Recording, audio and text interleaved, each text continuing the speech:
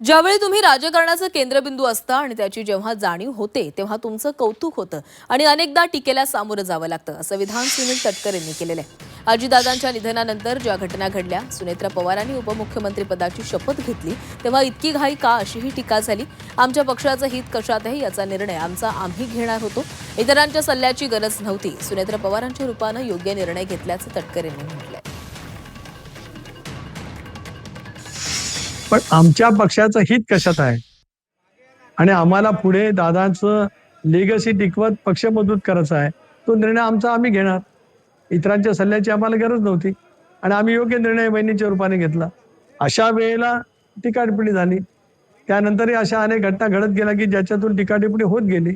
पण टीकाटिप्पणी कधी होते की ज्या वेळेला तुम्ही राजकारणाचे केंद्रबिंदू असता आणि ते केंद्रबिंदू आहात याची जाणीव ज्या वेळेला होत असते त्यावेळेला दोन्ही बाजू आहेत.